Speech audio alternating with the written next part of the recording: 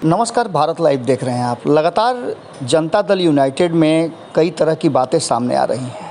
आपने देखा होगा कि किस तरह से जगदानंद सिंह को लेकर के लगातार बयानों का और खबरों का बाजार गर्म रहा। जींस वाले बयान को लेकर के खूब हंगामा मचा, लेकिन अब इस मामले में एक नया ट्विस्ट आ गया है। 24 घंटे तक जींस वाला मामला काफ़ी गर्म रहा और इसके बाद अब इसमें नया जो मोड़ है, नया ट्विस्ट है, उसे लाने वाले हैं राष्ट्रीय जनता दल के युवा विंग के अध्यक्ष कारी शोएब।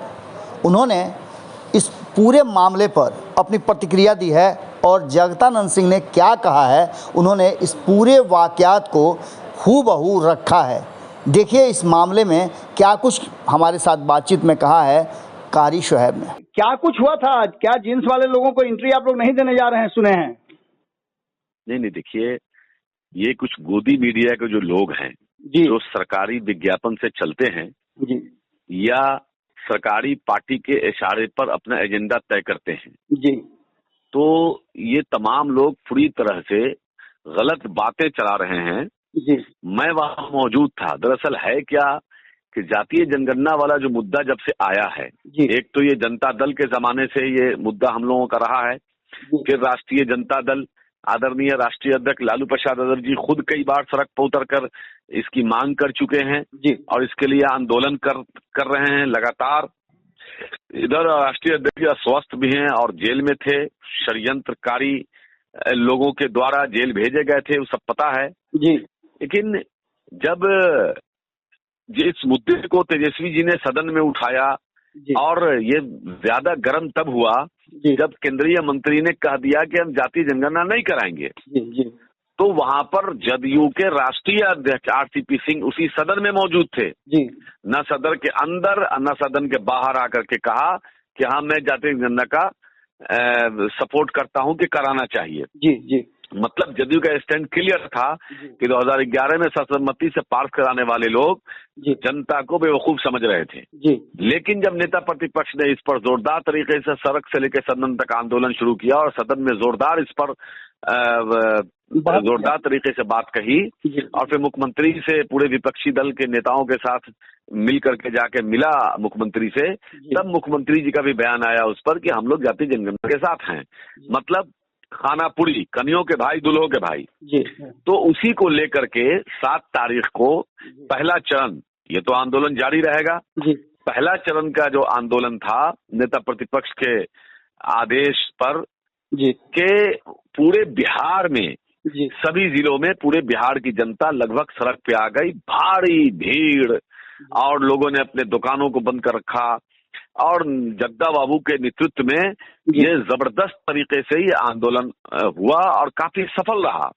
तो ये चंद मुट्ठी भर लोग जो जातीय जनगणना नहीं चाहते, क्योंकि इस देश के तमाम जगहों पर सिस्टम पर पूरी तरफ से मुट्ठी भर लोग कब्जा किए हुए हैं, वो नहीं चाहते हैं कि जितनी आबादी उसकी उतनी हिस्सेदारी की बात हो, क्योंकि जब ये हो जाएगा तो पोल खुलेगा तो जगह छोड़नी पड़ेगी।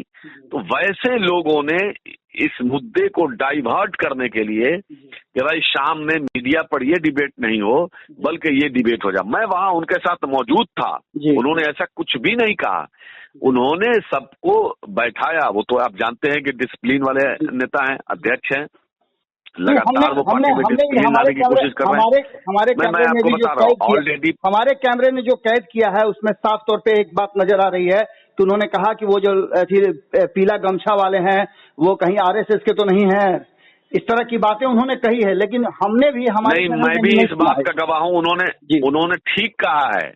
हम लोग जब नारा लगाते हुए जा रहे थे तो हमारे पीछे में 2 लड़का था, वो गमछा का हमको याद नहीं है, लेकिन 2 लड़का था जो जिस तरह का नारा और भाषा वो बोल रहा था, मैंने पलट के देखा, मुझे ये लगा कि ये आदमी घुस गया है। जैसे हमारा 23 तारीख वाला जो आंदोलन था उसमें भी भाजपा के लोग घुस गए थे, वहां के जो नितिन नवीन जो है मंत्री हैं उनके लोग हैं थे, सब चिन्हित किया हम लोगों ने, देखा कि भाजपा के लोग कितना घुस गया, पप्पू यादव का लोग घुस गया था, नितिन नवीन का लोग घुस गया था, भाजपा का लोग। तो इसी तरह से यहाँ भी मुझे 2 लड़के पे लगा। बाद में अध्यक्ष जी ने क्या बोला, लेकिन मुझे ये तो बात की बात है जब हम गए थे डीएम साहब से मिलने के लिए, अपना ज्ञापन सौंपने के लिए, ये तो बाद में उस वक्त जगदा बाबू ने कहा। लेकिन मैं भी जब वहां पहुंचा था इनकम टैक्स नारा लगाते हुए, तो मुझे मेरे पीछे से जो कुछ आवाज आई, जो नारे की आवाज या कुछ वो बोल रहा था, मैंने पलट के उसको देखा। मैंने पलट के देखा, मैं सोचा कि ये कौन आदमी है, ये राष्ट्रीय जनता दल का तो नहीं हो सकता है। मैंने बहुत पहचानने का कोशिश किया, लेकिन मैं उसको नहीं पहचाना।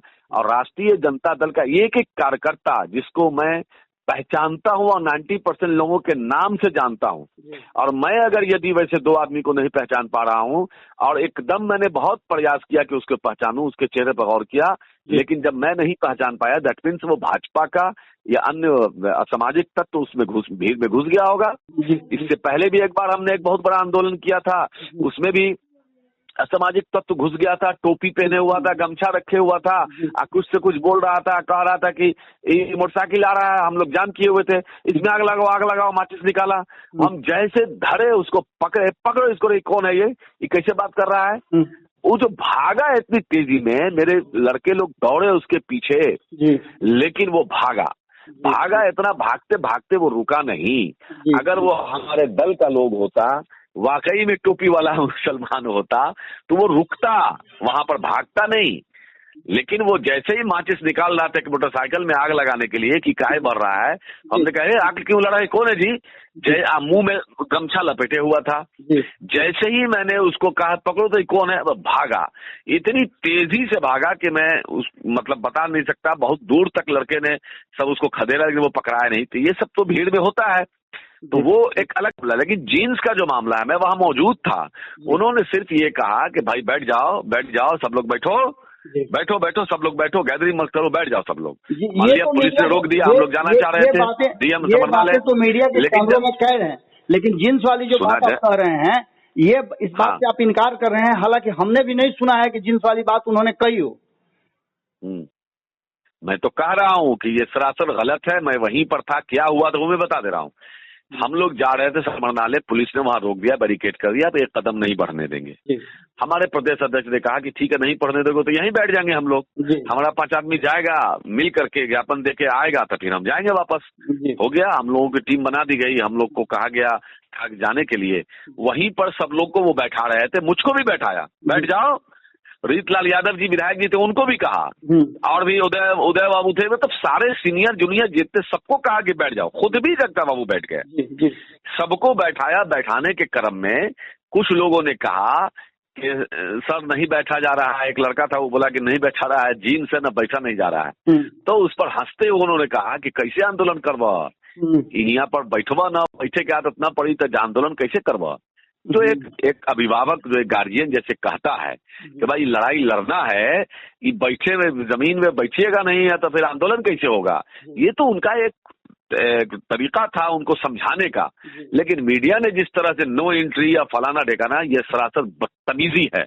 मैं ये कह सकता हूं कि ये उन मीडिया लोगों को जो इस तरह की बातों को गलत तरीके से परोस करके और राजद को बदनाम करने की, या जगदा बाबू के ऊपर, जगदा जैसे सीधे साधे नेक दिल इंसान के साथ इस तरह का छल अगर जो मीडिया करता है, तो इंसान भगवान भी उनको माफ नहीं करेगा। यार कोई भी काम करो तो ये देखो कि ऊपर वाले में बैठा हुआ, किसी का दिल नहीं दिखाना चाहिए, किसी का भी दिल नहीं दुखाना चाहिए।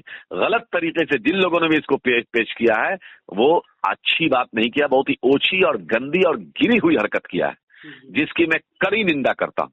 तो आप पूरी तरह से खारिज करते हैं कि जींस वाली बात को सिर्फ मीडिया का? खारिज ही नहीं करता हूं, खारिज मैंने कहा ना कि खारिज ही नहीं, जिन लोगों ने ऐसी गंदी, ओछी और गिरी हुई हरकत की है, शर्मनाक हरकत की है, मैं उन तमाम लोगों को खारिज ही नहीं बल्कि इसकी मैं कड़ी निंदा करता हूं। जी चलिए, बहुत बहुत धन्यवाद आपका। अगर ये वीडियो पसंद आई और वह बिहार के राजनीति और बिहारियत से सरोकार रखेनी तो सब्सक्राइब बटन दबा के चैनल के सब्सक्राइब कर ली। ओजे एगो घंटी बा, ओकरा बटन दबा देला से कुल सटीक और मारक खबर रुआ मुफ्त में मिल जाई। अगर रुआ पत्रकारिता के हमनी के नया प्रयोग में सहयोग कर चाहतानी तो ज्वाइन बटन दबा दी।